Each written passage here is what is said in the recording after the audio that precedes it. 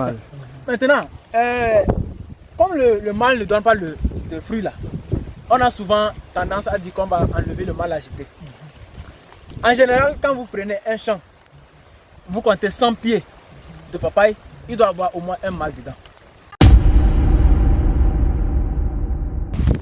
Vous allez voir qu'il va donner seulement les fleurs. Et les fleurs là vont mettre, regardez, il y a une tige comme ça, et il y a des ramifications qui donnent des fleurs. Et les fleurs là, ça ne donne pas de fruits. Donc quand vous voyez ça comme ça, regardez pas les fleurs là. Ça c'est bien là. Quand vous voyez ça comme ça là, ça veut dire que c'est papaye mâle ça. Ça ne va jamais de. Par contre, quand vous voyez ici là comme ça, lui là, ça c'est femelle ça. Vous allez voir que les fruits là, ils sont un peu ronds. Voilà. Un peu ronds. Ça c'est femelle.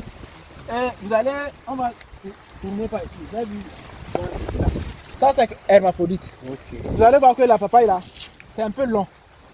C'est un peu long par rapport à derrière ici là. Par exemple, ce qui est derrière comme ça. Ça c'est rond. Ça c'est rond. Voilà, mais ça c'est long. Mais ici nous sommes dans une production où c'est pas bien stable parce que les fruits ont commencé à donner en saison sèche. Donc c'est pas stable. Mais si c'était qu'en saison pluvieuse que les fruits avaient donné, vous allez voir que tous les fruits là comme ça devaient être allongés. Mais ici vous allez voir que ça là c'est façon. Parce qu'il n'y a pas l'eau en saison sèche que ça donne les fruits, tout ça là. Donc c'est plein de paramètres. Donc ça, quand c'est une bonne production en saison pluvieuse là, vous allez voir les fruits auront une forme homogène. Tous les fruits seront allongés. Et c'est hermaphrodite ça. Tous les fruits sont ronds, ça c'est femelle ça. Il n'y a pas de fruits, c'est les fleurs seulement. Ça c'est mâle ça. Maintenant, comme le mâle ne donne pas de fruits là, on a souvent tendance à dire qu'on va enlever le mâle agité.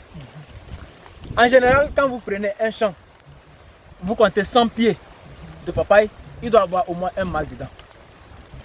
Dans 100 pieds, si vous avez un mâle dans votre plantation, 100 pieds, un mâle, c'est bon. Parce que la papaye là comme ça là, il y a l'autofécondation qui se produit. L'hermaphrodite et le mâle là, ils ont l'hermaphrodite a en même temps les organes mâles et les organes femelles. Donc ils s'autofécondent. Mais quand il y a un papayer mâle à côté, je vais dire ça comment, la fécondité est boostée. C'est-à-dire, il n'y aura pas les fleurs qui vont tomber dedans parce que ça n'est pas bien fécondé. Non.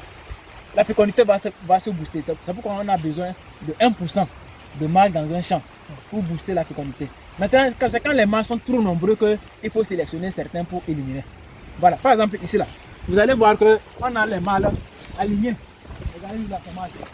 Lui là, ça marche. Lui là aussi, ça marche. Vous allez voir la ligne là, les trois là, c'est mâle. C'est pas bon. Ça, c'est pas bon. On peut enlever lui là. On peut enlever lui là aussi. On va laisser lui là seulement.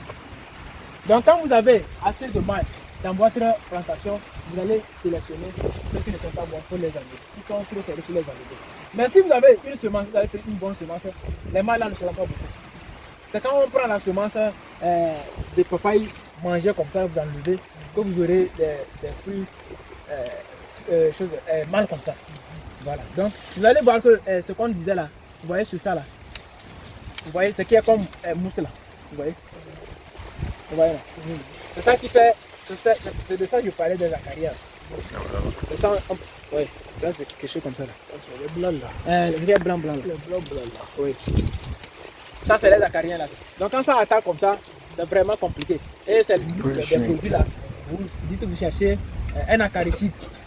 On va vous donner ça. Si vous voyez ça sur votre plantation, vous pouvez arroser. Au cas contraire, si vous n'avez même pas vu ça, vous pouvez arroser ça peut-être.